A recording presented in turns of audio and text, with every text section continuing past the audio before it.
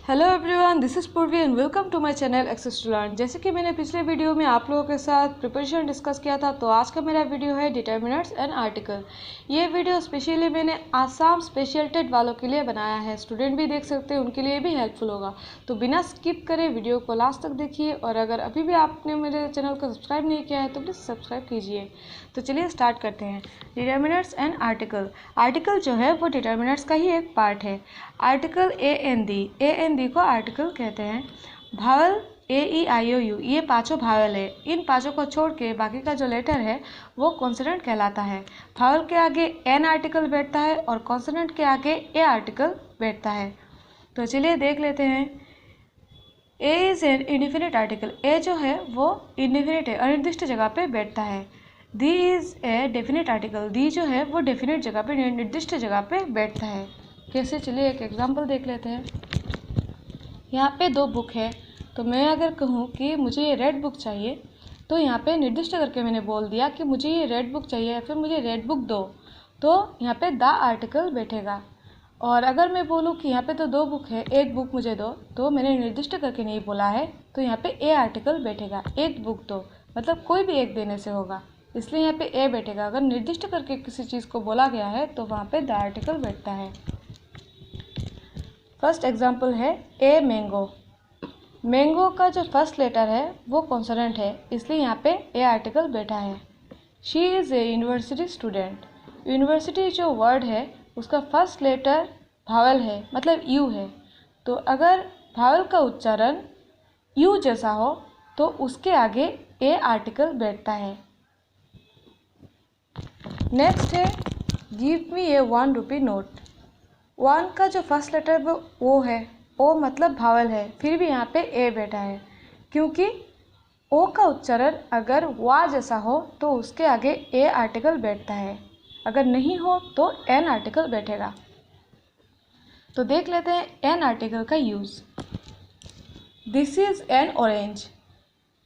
Orange जो है उसका फर्स्ट लेटर ओ है, मतलब भावल है, और सिंपल साउंड कर रहा है, इसलिए इसके आगे एन आर्टिकल बैठेगा। He is an MLA। MLA ये शॉर्ट फॉर्म है, शॉर्ट फॉर्म के आगे भी एन आर्टिकल बैठता है अगर फर्स्ट लेटर का साउंड भावल जैसा हो। MLA, एम जो है अगर उच्चारण करें आप तो एम उच्चारण में ए फर्स्ट आता है। एम ए उच्चारण ना करके एम आप उच्चारण नहीं कर सकते, तो भावल साउंड कर रहा है, इसलिए यहाँ पे एन आर्टिकल बैठा है। Mister Das is an honest person. यहाँ पे एच है, मतलब कॉन्सोनेंट है, फिर भी यहाँ पे एन आर्टिकल बैठा है। एच यहाँ पे साइलेंट है, इसलिए यहाँ पे एन आर्टिकल बैठा है। एच साइलेंट है तो इसका साउंड क्या हो गया, ऑनेस्ट। भावल है, ऑनेस्ट, ओ उच्चारण हो रहा है, तो यहाँ पे एन आर्टिकल यूज़ हो गया। शॉर्ट फॉर्म के आगे एन आर्टिकल बैठता है, मैंने बोल ही दिया है, MA, MBBS, RCC एक्सेट्रा। तो चलिए देख लेते हैं दी आर्टिकल का यूज़। दी आर्टिकल कहाँ कहाँ पे यूज़ होता है। डेफिनेट थिंग्स के आगे दी आर्टिकल बैठता है। जो निर्दिष्ट करके जहाँ पे बोला गया है वहाँ पे दी आर्टिकल बैठेगा। होल कम्युनिटी, जाति, अगर पूरा जाति समझा रहा है कुछ तो वहाँ पे दी आर्टिकल यूज़ होता है। River, sea, ocean, island, mountain, ship, newspaper, novel, special country name, इन सब के आगे भी दी आर्टिकल यूज़ होता है।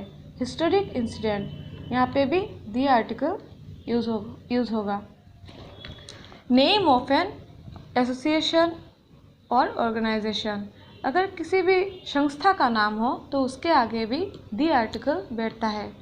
सुपरलेटिव डिग्री के आगे भी दी आर्टिकल बैठेगा। जैसे कि यहाँ पे एग्जांपल ले लेते हैं। Give me the red book, मैंने निर्दिष्ट करके बोल दिया है कि मुझे रेड बुक चाहिए, तो यहाँ पे दी आर्टिकल बैठ गया। The dog is a faithful animal. The dog, यहाँ पे दा बैठा है, डॉग यहाँ पे डॉग जाति को समझा रहा है, मतलब पूरा डॉग जाति ही फेथफुल है। द गंगा, गंगा एक रिवर का नाम है, तो दा बैठ गया इसके आगे। द इंडियन ओशन, दा बैठेगा। द रामायणा, नोवेल के आगे भी दा बैठता है। पर अगर नॉवेल के आगे उसका ऑथर का नाम हो तो वहाँ पे द नहीं बैठेगा। जैसे कि वाल्मीकिस रामायणा, अगर वाल्मीकिस रामायणा ऐसा अगर आपको मिले तो वहाँ पे द यूज़ नहीं होगा। The Taj Mahal, the Himalaya, the Assam Tribune ये एक न्यूज़पेपर का नाम है तो आगे द बैठ गया। The BJP, the English, BJP जो है एक संस्था का नाम है तो एक पार्टी का नाम है तो यहाँ पे द आर्टिकल बैठ गया। द इंग्लिश, यहाँ पे इंग्लिश जाति समझा रहा है, अंग्रेज़ जाति को समझा रहा है, इसलिए यहाँ पे द आर्टिकल बैठ गया। द टॉलेस्ट, सुपरलेटिव डिग्री के आगे द आर्टिकल बैठता है। द स्काई, जिसका कोई अद्वितीय ना हो, स्काई एक ही है हमारा, दूसरा कोई स्काई नहीं है, तो इन ऐसे चीज़ों के आगे भी द आर्टिकल बैठता है। द ईस्ट, यहाँ पे हम देखेंगे हिंदी, अगर लैंग्वेज कोई भी लैंग्वेज के साथ लैंग्वेज वर्ड अगर ना हो, सिर्फ उसका नाम हो, तो वहाँ पे कोई आर्टिकल नहीं बैठता। जैसे कि हिंदी एक भाषा है पर उसके साथ हिंदी भाषा ऐसा लिखा नहीं है तो वहाँ पे कोई आर्टिकल नहीं बैठेगा। अगर उसके साथ हिंदी भाषा मतलब हिंदी के साथ लैंग्वेज जोड़ दिया जाता है तो वहाँ पे द आर्टिकल बैठता है। ये आप याद रखना। कहते हैं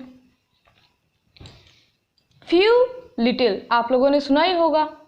फ्यू और लिटिल कहाँ पे यूज़ होता है देख लेते हैं। फ्यू जो है वो काउंटेबल है, मतलब गिन सकते हैं, 1 2 3 ऐसे गिन सकते हैं।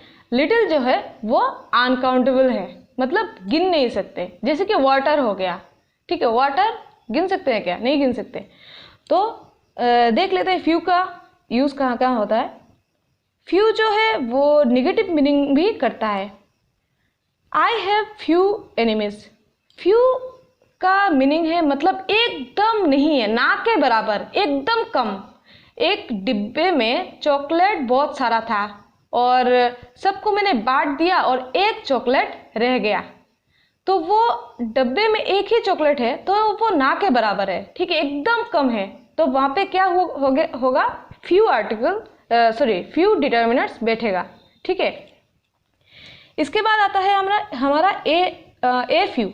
ए फ्यू कहाँ पे बैठता है? जब हमें ऐसा महसूस हो कि कुछ है, यहाँ पे कुछ बुक्स मेरे सामने हैं, कुछ बुक्स, ठीक है, जैसे 4-5 बुक्स मेरे सामने हैं या 4-5 6-7 या 4-5 चॉकलेट मेरे सामने है, तो वहाँ पे ए फ्यू बैठता है, कुछ समझाने के लिए ए फ्यू बैठता है।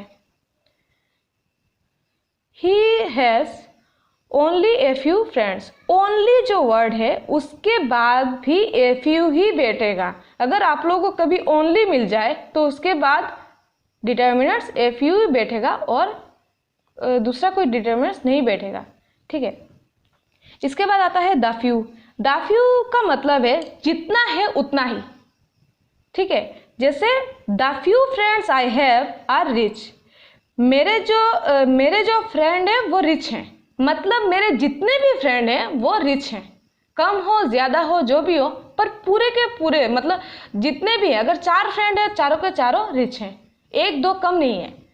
तो जितना है उतना ही समझाने के लिए द फ्यू यूज़ होता है। लिटिल का भी सेम ही यूज़ है, सिर्फ ये अनकाउंटेबल है।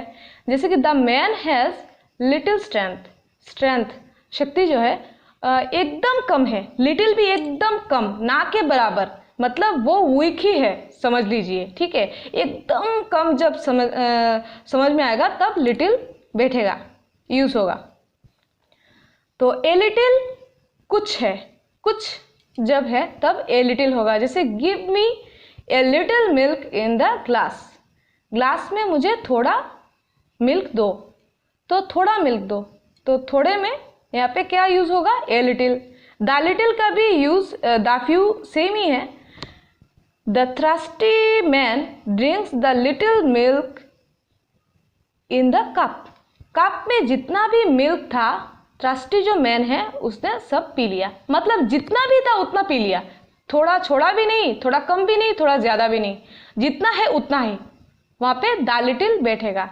तो ये दोनों सिमिलर ही हैं, सिर्फ ये काउंटेबल है और ये अनकाउंटेबल है। चलिए देख लेते हैं नेक्स्ट। मच मेनी, मच कब बैठता है और मेनी कब बैठता है? मच है हमारा अनकाउंटेबल और मेनी है काउंटेबल, ठीक है।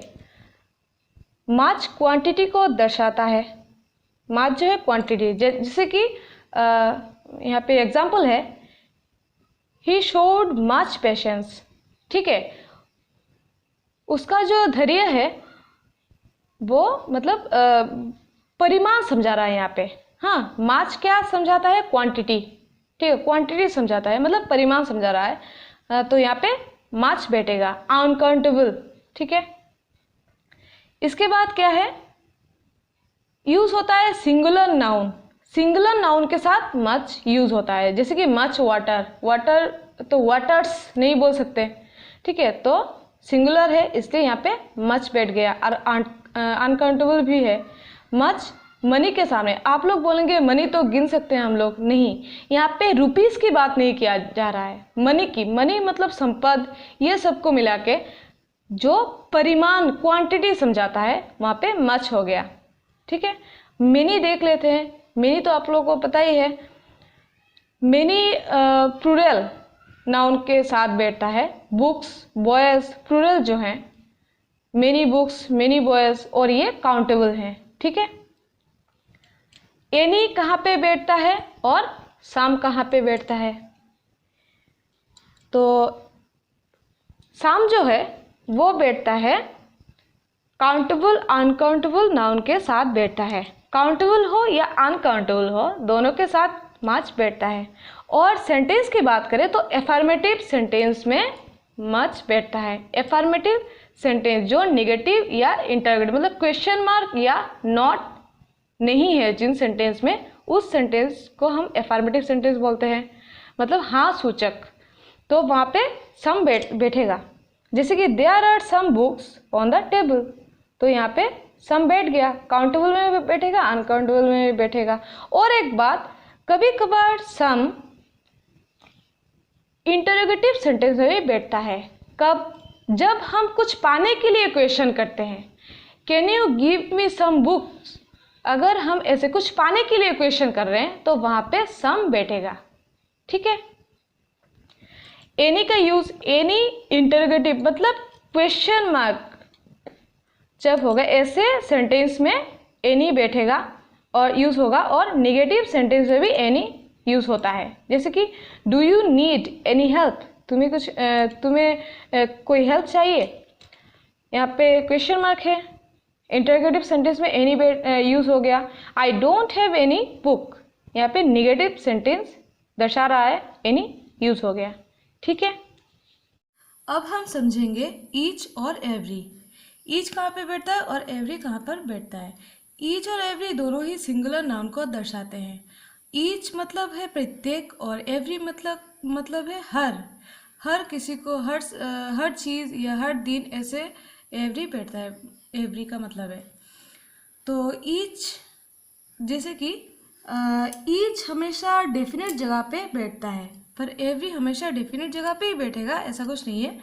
डेफिनेट मतलब निर्दिष्ट जगह पे बैठता है, जैसे कि each of the boys of our class will get a prize, हमारे क्लास के जो बॉयज़ हैं, जो लड़के हैं, उनको प्राइज मिलेगा। ईच ऑफ द बॉयज़, जो बॉयज़ हैं उन प्रत्येक को मिलेगा, मतलब मैंने यहाँ पे डेफिनेट करके बोल दिया है कि प्रत्येक को मिलेगा ही मिलेगा, एक भी छूटेगा नहीं यहाँ से, ठीक है। तो डेफिनेट करके बोला गया, जैसे कि 4 लड़के हैं, चारों को मिलेगा, प्रत्येक को मिलेगा, तो यहाँ पे मैंने डेफिनेट करके बोल दिया है। और दूसरी तरफ एवरी जो है, वहाँ पे क्या होता है, every man must have an aim in life, हम प्रत्येक हर इंसान का लाइफ का एक एम होना चाहिए।